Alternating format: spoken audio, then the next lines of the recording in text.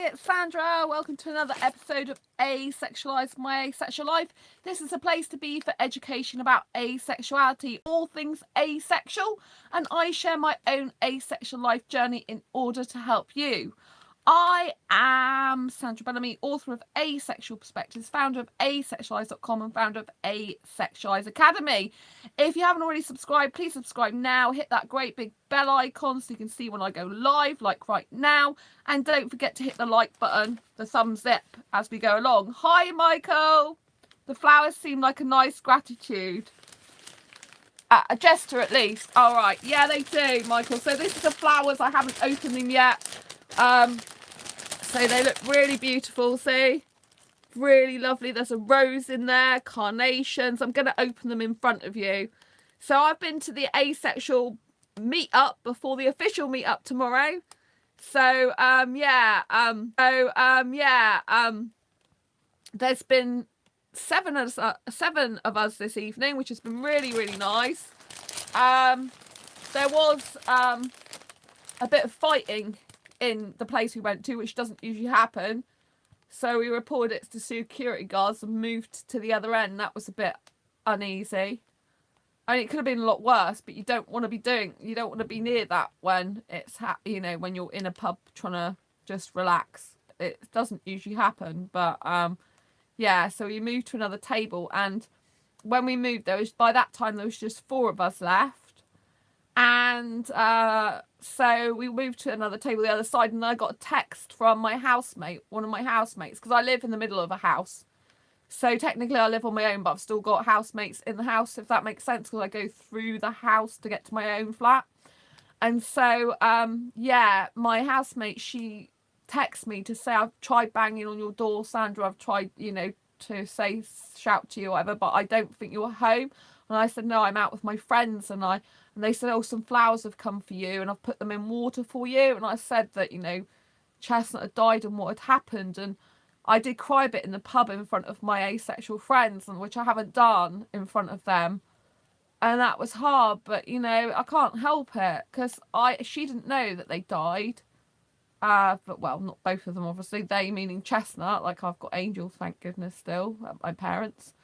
But, they didn't know that Chestnut had died, and I was, like, reliving it again when I was texting, saying what happened with, the fact she had an operation, recovered, to remove ovarian cysts, recovered for 4 hours, and then had bleeding.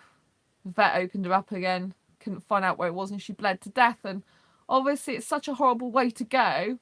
So then I was crying just a little bit in front of them, which was hard, really, because I guess they don't know what to do so much when I'm like that. But, but I was nice at, so I said in the text that the flowers will be from my vets, and she said, all right, I'll make sure they've got lots of water in then to, so they're basically fine for when you get home, because I said I'm out with my friends all day today. She goes, it's nice you've got friends. So yeah, when I got these, they've got a nice big bow on them, you can see. So yeah, and there's a little card. So I don't know if I just gave away my address then. Hope not, because it's on the card. I didn't realise. So yeah, it's Interflora it's got on the back. So anyway, I'm going to undo it, but I'll undo it from this side, not the other side. Hopefully you didn't see the writing. I'm not at home anyway on my own, as you know. There's actually more people. There's a flat upstairs as well, so there's usually always someone in, because sometimes people are like, oh, you post on social media, you're out, you shouldn't do that. I'm like, well, it doesn't really matter. There's like 3 other people that live in the house. There's usually always someone in, and one of them doesn't work. So, so I've got flower food. I've got little Interflora caring for your flowers, which is nice. I got them. And then the card. So I'm going to open it this way instead of that way, so you don't see my address. So, yeah. I think it's nice to open it together, isn't it?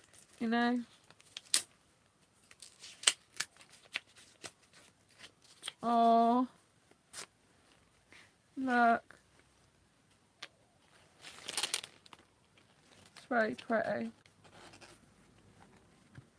Our very deepest sympathy for the loss of your dear chestnut. Kind regards from Chris, Diana, and all the staff at Polso Veterinary Centre. So that's what they put. I don't know if you can read that. So it's backwards from here. But yeah, that's what it says. Nice little card. And then this is quite, I mean, it's lovely, but it's really lovely, but it's sad at the same time. So it's got beautiful ribbon here. I've got a vase I can put these in. You know, look at the ribbon. It's pretty, just like chestnut was and is. So I'm going to get upset in this, obviously. It's hard for me. But I'd rather do it with you. Thanks for tuning in, Michael. It's really nice to have someone here with me. Because it is going to be hard, you know. But I kind of want to do this in front. See, they're attached there, which is beautiful. But it's really weird. I have never told you this, but I've got a balloon. A like little helium balloon. And I've had it years. And it was one of my guinea pigs that died, called Daisy. I think she died like 3 years ago. And I'd hate for you to do this kind of thing, stream alone. Thank you, Michael. It's really nice of you to be here. Thank you. And so, yeah, I still got the little balloon. The little stamps, like sticks, isn't, you know, available anymore. But I still got the balloon. And she died like 3 years ago, and the helium's still in it. It's one of those tiny ones. It's really weird. So yeah, I kind of didn't really want to be alone when I was doing this. Because like when you live on your own, I mean, I know I've got people in the house, but I don't really, me and my housemates don't really speak to each other because we've all got our own lives and they're very private and so am I. So like we don't really talk to each other that much because it's not like I live with them. I actually live in my own flat. So it's very much like, you know, if I take my rubbish out, I have to take it all the way round the front of the house, round the back. The front garden belongs to the people who have the main part of the house, not me. So that's their garden. I can't do anything with it. Occasionally I do sit out on the bench outside, but it's not mine to really sit out on. It's not my garden. I can't sit in the garden. They just have a bench outside the door, and sometimes I'm still on the phone rather than going traipsing through the house. I sit there sometimes to finish the call. So I do go on their bench sometimes, but you know, like I can't hang my washing outside because the line that's out the back isn't mine. You know, they've got very strict policies here. Like they've got bin policies, you know, like what bins you're supposed to use and things like that. It kind of goes a bit mad sometimes.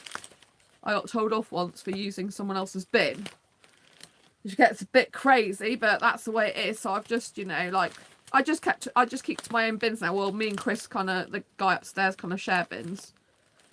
So that was years ago, but you know, it's a bit odd sometimes, but you know, I've got used to it. I love living here. And overall, I get on, you know, even though we don't speak to each other that much, I still get on with my housemates.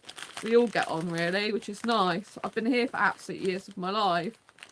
So, you know, when I do talk to them, I get on well with them. So that's good. So there's a bow. Which is like, it's stuck to here. And I kind of like want to pull it off a bit. So it's a nice, pretty bow, isn't it? I might keep that. I don't know. I'll see how I feel. I'll keep it for a little bit, but if it makes me too sad, then I might have to get rid of it. But it is quite a pretty bow. Do you know what I mean? I quite like that. But I don't know if I'll keep it forever or if I'll just keep it for now. But it's kind of nice doing these live streams in a way because it's like I've always got the videos on YouTube, do you know what I mean? To kind of, you know, like, kind of like, sort of remember Chestnut while I was playing some of the video earlier because it's hard because my mind plays back between when she was with me the night before, you know, nothing much was wrong with her, apart from she'd lost some weight, but her coat was still shining, like you said to Michael as well, it's still shining. You know, so my mind plays back through that, and then my mind plays back when I saw her dead. And I was kissing her in her eyes and everything. When so I want to remember her alive, but it's kind of hard sometimes. It kind of flashes back to, like, burying her and all the rest of it, so it's kind of really difficult for me. But, you know, it's kind of tough. I'm not going to lie, it's hard, you know. And it's nice being around asexual friends, though. It does help take my mind off things, but obviously it doesn't stop all the pain. because it's kind of like I've still got Angel that's at my mum's. I phoned my mum this morning to see how Angel is. She's at a little bit more. She's not drank anything, so my mum's had to syringe her.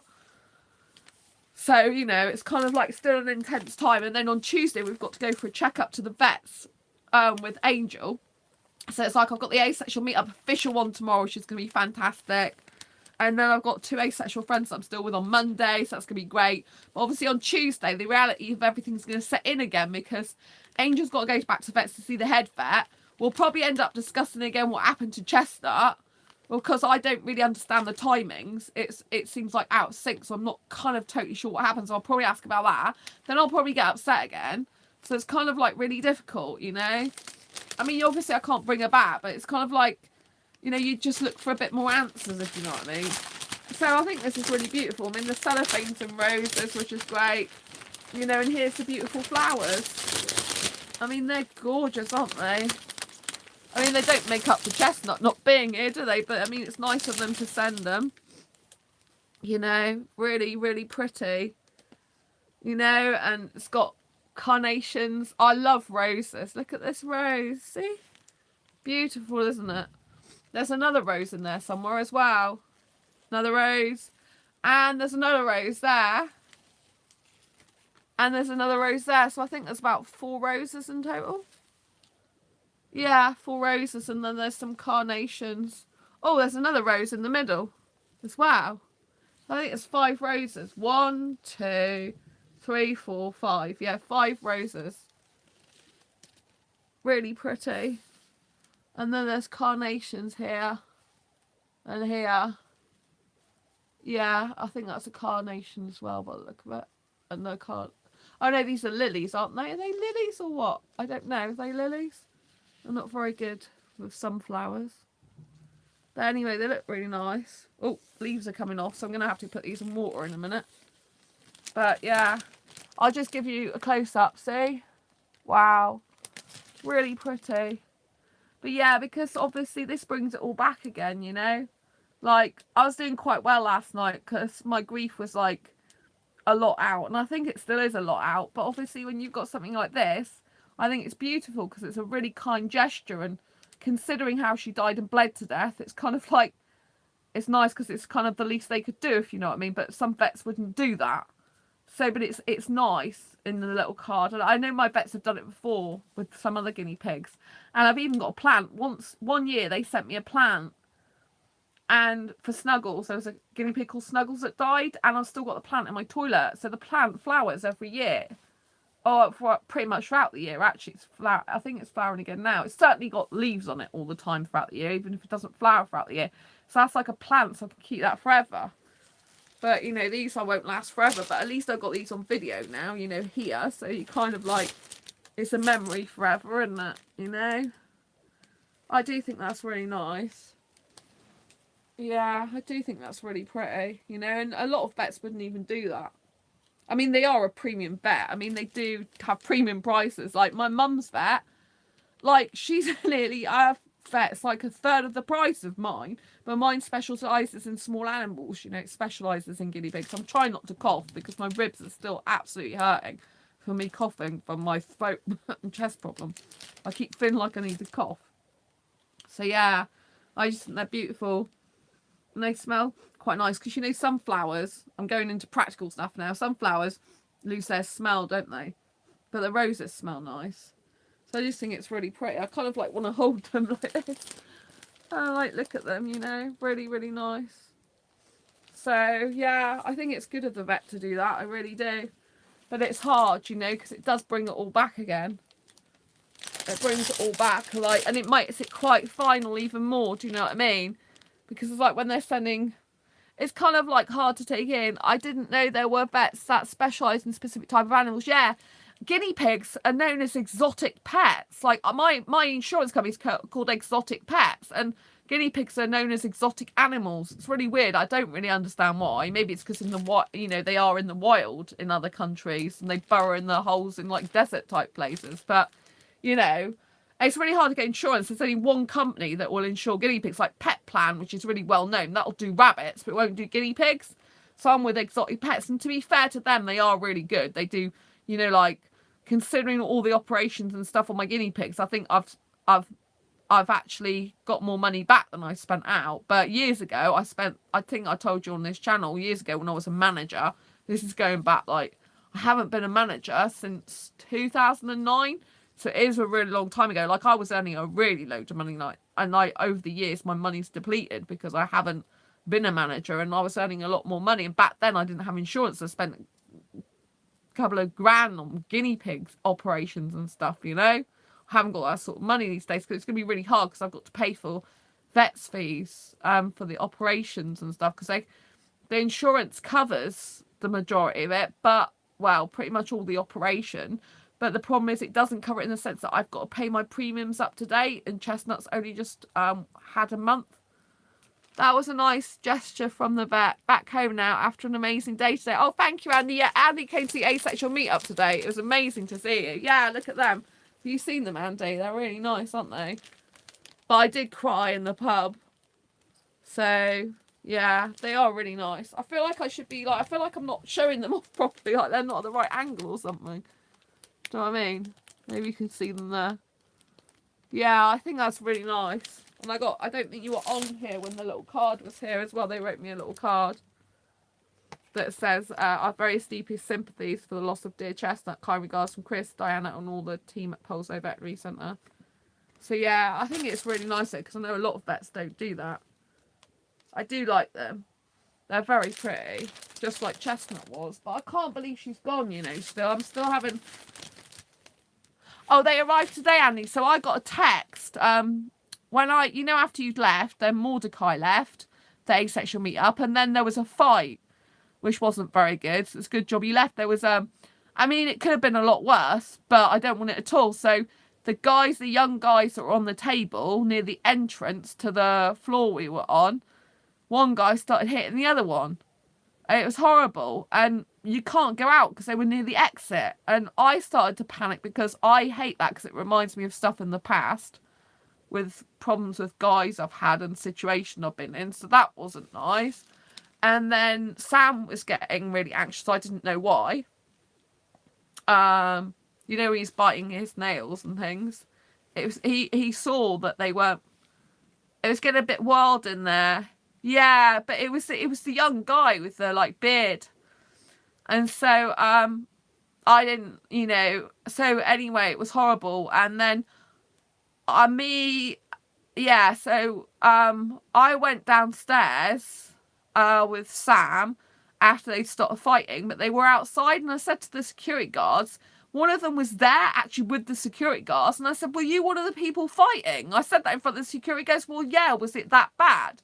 But actually, he was the one being hit, as far as I could make out. And I said, well, yeah, it was bad. We felt really uncomfortable. And then the other guy who'd hit him was talking in front of the security guards going, yeah, you were really annoying me because you kept saying stuff. That's why I did it, because you're really annoying me. And I'm just thinking, what is going on with these people in life? Just because someone annoys you don't like something, just walk away, or don't bother speaking to them, or don't bother going out with them if you really don't like them. I hate guys like that. He was the type of guy as well, the one doing the hitting, that loads of women would find attractive. I know he was, because I saw him looking at me a little bit when I first went up there.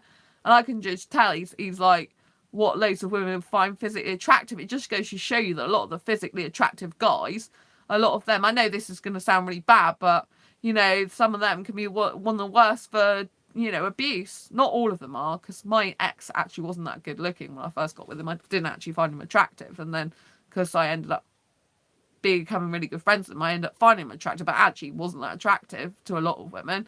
So he was bad to me. So it doesn't, and my other ex that was bad, he was quite, no, he would have been the opposite. He would have been what quite a lot of women would have liked. So yeah, so it doesn't mean to say it is, but you know what I mean? But it's just like, I thought, oh, I pity the poor woman that gets with him. Because he's like, oh, you annoy me. And then anyway, the security guard said to me and Sam, oh, don't worry, he's not coming back up there. A few minutes later, he's back up there. And so I said in the end, should we just move to the, because there was another table that came free over the other side. So yeah, the security guard looked at me and I said, well, I'm not staying up there with him, because I'm uncomfortable. We're all moving. So we moved to the other side. And then he went off and told them to all leave the other side. But we'd already gone the other side by then. And then when we got before we were leaving, there was another lot of people. This sounds really bad because my asexual meetups aren't usually like this. And to be fair, it wasn't the official asexual meetup till tomorrow. But we have been to this place before and we've never had a problem. We've been going, I've been going to this place for probably 3 years now. 2015 was my first meetups. And I think one of them was in St. George's, George's, not St, but George's meeting place house then, and never had a problem.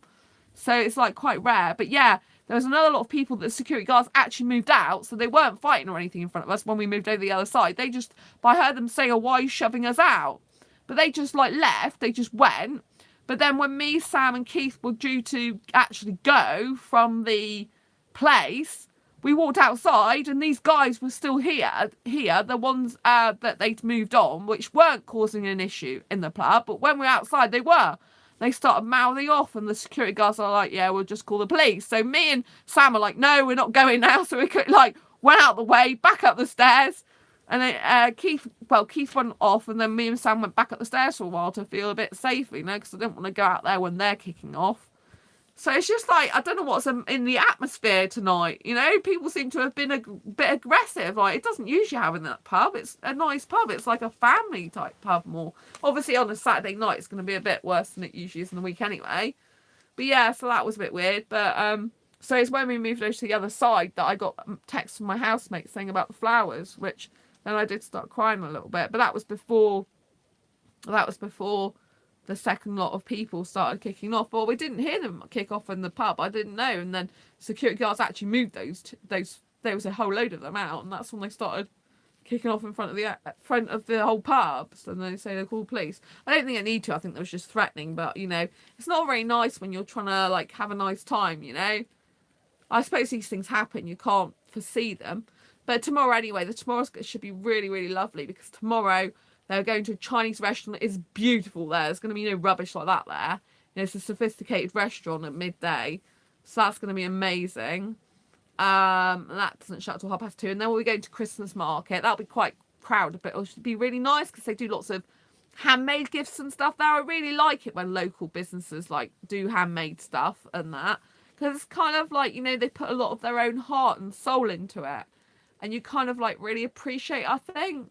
And they have marquees there where you can have drinks and stuff. So that's really nice. And it's a really nice atmosphere because it's all Christmassy. I really like today because there's loads of Christmas trees everywhere in the pubs. And I'm into Christmas big time. It seems a little bit weird because it's November. The Christmas lights are being switched on tomorrow at 5. So that'll be good. And it'll be busy, but it'll be busy in a good way. And they shouldn't, everyone should hopefully be in a good spirit tomorrow, I think. With it being Sunday, it's a little bit more like a family day, isn't it, as well? So it should all be really, really good, hopefully. I'm really looking forward to it. Meeting a couple of new faces that I haven't actually seen in person yet. So that'll be great. Really looking forward to that. I had a really nice time today though overall, I met up with Sam in the morning, then there's Mordecai and Andy. Hi Andy, it's really nice to see you. Andy came before Mordecai because his train was cancelled, but he turned up. He messaged me to say he was coming later, so that was good. Then we all were at the pub earlier, apart from Keith joined us at 6:30. So Marion joined us earlier. And it was just really, really nice, really, really good atmosphere. Everyone got on.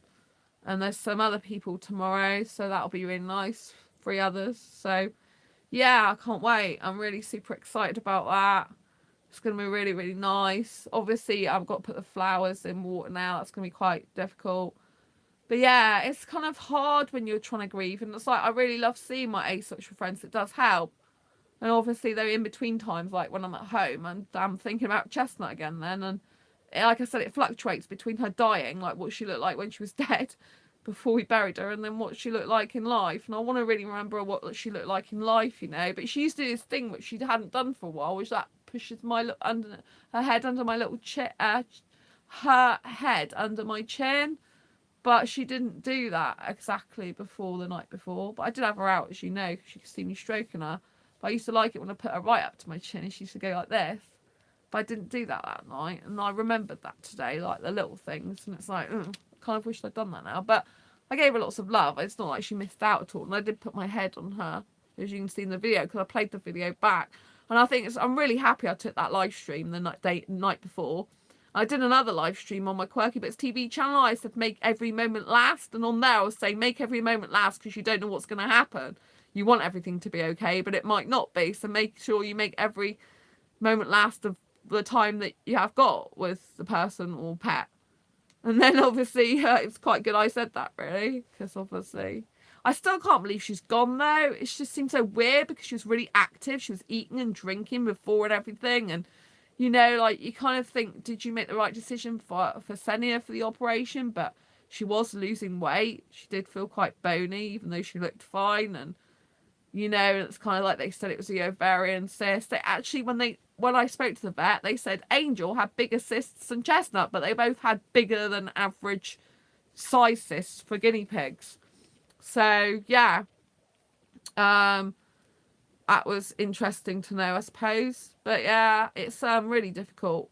I think it's really difficult the way she went. It's like kind of because she's there, like, you know, like it's kind of like, well, if I didn't put her in for the op, she'd probably still be here and she'd be playing in a cage with Angel. But I don't know if she was losing weight. You know, that's not a good sign. It means they can go downhill quite quickly if they keep losing weight. And you know, like if she had something else wrong with her, but which potentially she did, you know. Kind of like within a couple of weeks, if she kept losing weight, she could have, like, you know, died anyway, theoretically speaking. But to look at her, there was nothing on the outside apart from the weight loss. There was nothing much wrong with her. But obviously with the weight loss, that is an issue. And she was tea-chatting. She never used to do that. It was almost like she knew something was really wrong. So yeah, I mean, she does do that when she needed wheeze and stuff. So I thought it was that, but kind of like I thought it's got to be more than that. So it's kind of like she knew something. And like I said, with a panic attack. So it's hard when you're grieving. It's hard when something like this happens because you're always kind of going over things in your mind and you're kind of like thinking, what if this? And it doesn't really do you any good in the sense that you can't bring it back. You can't change anything. You know, and I probably would have still done the same thing because at the end of the day, if a guinea pig's losing weight, they've got lumps inside them, it's better to have them removed, you know. In general, that's what you usually do. So, it's kind of like the decision that I probably would still have made. So, in that case, I haven't really done anything wrong or, you know, it is what it is. But it's kind of like really hard because you think, well, I mean, she was originally going to have it on the Wednesday, but she had it on the Thursday because the head vet was there, and I thought he was going to do it, but he didn't. He was supervising, but he wasn't there when she actually bled to death. He wasn't there at that time, the head vet, and I really wished he was, actually, because the vet that did it couldn't pinpoint the problem where she was bleeding from, but it might have been somewhere really weird, but even so, you know, because he couldn't pinpoint it, you know, bleeding to death's not really a way to go, is it? It's like, well, I mean, you know, I can't blame him. It is what it is. You know, there's no point in blame or anything like that. I mean, he did his best. He, you know, at least he gave me one guinea pig back. Better than none. Because, you know, that's what I was worried about as well. I'm thinking you're risking 2 guinea pigs at the same time. You know, potentially you could come back with none. Which could have happened. You know, I could have ended up losing both at the same time. You know, which is not good. I mean, Angel's only 2. Having said that, obviously they were really, really close. So it's kind of like, you know, but Angel's too young to pop her clogs, really. You know, she's only 2. But it's kind of like, you know, I kind of thought Chestnut would be around for longer to be near, you know, would spend more life with Angel. Do you know what I mean? So she would like be around a couple more years or something. So Angel would be a bit older by then. But she's not. Because, you know, they did everything together, you know. But I'm glad they didn't die together because I'm glad I still got Angel. But it's kind of like, I feel sorry for Angel that Chestnut's not here anymore. Do you know what I mean? It's kind of like really upsetting because they used to drink in synchronization. There's 2 bottles in their cage. And they both used to be drinking in synchronization. So they both used to go to the water bottle at the same time. And, you know, and they, like, Angel's always pushed Chestnut out of the way. Like, pushing her out of the way for vegetables, pushing her out of the way for piggy mix. Like, even in the box on the way to the, I think it was on the way to the vet, she would go, headbutt Chestnut. It's like, you're not supposed to do that. It's not very nice. So Angel's always been the dominant one. Angel used to get on her back and try to hump Chestnut, but every guinea pigs I've had, every set of guinea pigs I've had, pretty much been sexual, which makes me laugh because I'm asexual. I'm like, they must just have all this sexual energy that I've never got in my life. Because I've either had lesbians. Well, I usually get females, but I've either had lesbians, which is the majority of them, or I had a brother and sister one, such as fancied each other. Well, the brother fancied the sister, and he had the snip, but it didn't quite work. So then the female, Daisy, who was the one I was talking about at the beginning of the video, yeah, she had an implant. I'll show you her balloon, actually, Daisy's balloon. I just want to show you this. It's a miracle. I'm going off camera a minute. Don't go away, will you? Because I just want to show you her balloon. Ow. Sorry, I have to bend down for this. I'm coming back on camera in a minute. I just want to prove to you, this is really weird. Look, this. Oh God, I've got to be careful because this is resting. You're resting on my Mickey Mouse at the moment. That's why it's at a slightly cut. The iPad's at a slight angle. So if I seem a bit like lopsided or like upside, like topsy-turvy, it's because the iPad's not exactly straight. You're standing on Mickey Mouse. So this is a balloon that I bought Daisy. Now, I've had Angel for 2 years. She's two. Well, yeah, she's 2. She was 2 in June. My last dog would hump my last cat, but was a female dog. And it was a male cat, was it? And so this balloon, I've had for over 2 years. Yeah, over 2 years it's been. It was when I had Daisy, but it's got to be longer than that because after Daisy I had Snow. Because I got Angel after Snow died.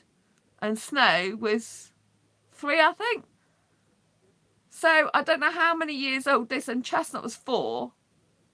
So this balloon must be like ancient. Because, I had Daisy before Snow, and Snow I think was 3. Angels, that's like 5 years. I think this balloon must be nearly 5 years old. I'm like, oh my God, because the sticks come off it, right? But clearly you can see it's still up. I mean, I don't know how that's lasted all that many years, but it has. Yeah, it does. Look at it. Look at it. It's amazing. It's like a little miracle in itself. And I don't really keep it out anyway because it's lost its stick. It's actually down behind my iron board. I don't hardly ever iron, and near my ladder. So I keep it in the corner so I don't have it out, really. Because I guess it upsets me a little bit seeing this. But at the same time, I like to keep it because it's like, whoa. She's still with me 5 years later. Where her balloon is. And that's incredible. I mean, look at that. I just think that's incredible. I don't know how it works, but anyway, it's nice. But I wanted to show you that because I thought it's something that doesn't happen very often. So yeah, but I think it's going to be hard for me because it's kind of like I need to get over Chestnut and move on. In the sense, I need to move forward with my life, and I think it's really nice that I'm seeing my asexual friends. I just know on Tuesday, when we got to take Angel to the vet, it's going to bring it all back again because it's going to mean that I want to ask more questions about what happened to the head vet who wasn't there when the bleeding came back, but he was there during the actual operations because I kind of want to know what's happened in the operations now. I kind of want to understand the timings because when I phoned up, it was gone 5:30. They said that Chestnut had just come out for her operation. She's only just had it. But when the vet told me that she'd been recovered for 4 hours and that he had a nurse on them both for 2 nurses on them for 2 hours watching them, both Angel and Chestnut. And, and that she was recovered for 4 hours. And then she started to bleed, which he said is very unusual. That's why he thinks that maybe something else was the problem, not just the surgery itself. That the blood was like for some other reason. So, because he said it's very strange. Usually, if it's surgery, it happens, like pretty soon after they've had surgery. But that wouldn't make sense because we got there just after 7 and they told me she was just come out of surgery. Like, I phoned, I think, 5:30 something. They said she'd only be out 10 minutes. So my parents are saying, well, that must have been the second surgery. I said, but if it was the second surgery and she bled to death, then why is it she felt warm when we took her home? And it was nearly 9 o'clock by the time we got home. And she was like, she just died. It doesn't make sense. The timings don't make sense. And that's what I don't like. When something doesn't make sense with timings logically, you think, what actually did happen? because the timings aren't right. Someone's not telling the full story. You know what I mean?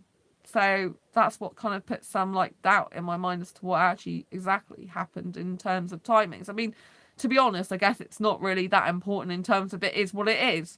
I can't bring her back. But yeah, when we got her body home to my parents, she was still warm and soft and her eyes were still bright and open. So it's like she just died. But yeah, it took over 45 minutes, I think, to get back in the car. It certainly took over half an hour to get back. And they wrapped her in a towel. She was in a box and a towel, green towel. Green's not very lucky for our family usually, but I hope it brings her some luck in heaven or the afterlife, wherever she's gone. In heaven, I like to think. So it's kind of like, yeah, it's kind of like really strange, the timings. It's like, I don't get it. That's kind of like what I want to ask, but then I'm like, it's a bit scary to ask that because it's like going to make me upset again. But then I kind of like want to know, if you know what I mean. It's like it doesn't make sense. How come she was having her operation, just had it like nearly 5:30? Yeah, he said she'd been recovered for 4 hours, unless it was her. My parents reckon it was the second operation, like opening her up to find out where the bleeding's from. But then if she didn't die till later on, till like 7 something, that would be like an hour and a half she was bleeding to death. So I don't get it. And you wouldn't usually get an animal, I don't think, bleeding for that long. You usually get them dying shortly after they've bled. I don't know. So it's just weird. The whole thing with the timings is very weird and it doesn't make sense. And that's kind of like that doesn't help. Do you know what I mean? It's kind of like I need a bit of closure with that. Whether I'll get it or not, I don't know, because sometimes I haven't always got closure with other things. I mean, at the end of the day, they are the vets. They do have a reputation to protect. You know what I mean? So you're not quite exactly sure. But at the end of the day, I just think they do their best for animals. You know, there's not many places that will actually deal with guinea pigs specifically with operations because they are really delicate. And he told me it's an 80% chance of survival, which my head vet, when he's done it in the past, he's never said that to me. So that's why as soon as this guy said it, I'm like, this is not good. And that's why I was glad when the head vet, I was told the head vet was doing it, but the head vet didn't do it. He supervised though. So it's kind of like I really wish the head vet had done it, but I know he's been off sick a lot recently. So yeah, I guess, you know, when something like this happens, you just keep playing it over and over again in your head. And there's nothing really you can do about it. You just have to roll with the punches, as it were, which is a really weird thing for me to say. Especially as I've been fighting in the pub tonight. Probably I don't really know. I'm not really thinking straight at the moment. I think kind of like grief and death makes you do that sometimes. It makes you kind of a bit crazy in your mind. Like, you start talking gibberish. Anyway, I think I'm going to end it there. I'm going to be thankful for the flowers and just give you another look. I think they're really beautiful. That's a really precious thing to have flowers. It's nice to have them on here and show them off. It's really beautiful. And if you give this video thumbs up if you like it. I mean, the flowers are nice. You can give this video thumbs up for the flowers and the fact that Vet sent them. That'd be nice. You know, any support of this channel is great. Thank you so much. Thanks, Andy. Thanks, Michael. Really appreciate that. And thanks, Michael. Good night. Thanks, Andy. And thanks for watching. And until next time, embrace your quirky and each other's. If anyone's watching this channel right now who isn't already subscribed, please hit that great big subscribe button. Please hit that bell icon to get notified every time I go live like now or post a new video. And don't forget to share this video if you think it's appropriate with anyone you may want to share it with. And don't forget to give this video a thumbs up. I really appreciate that. And I want to say thanks very much to Andy and Michael for your support. Thanks for being here, Michael, right away as well, to say that you're happy that I wasn't going through this alone. And thanks, Andy, for tuning in as soon as you could. It's nice to have your support. I really appreciate that as well. I really do, from the bottom of my heart. So love to you both, and I will see you on the next live stream, or see you soon. I'll see you, Andy, tomorrow, which is today now, I think. Yeah, because we're after midnight, so I'll see you today now. Take care. See you at the official Asexual meetup. Woo! Bye. Take care. Bye. Nice to see you.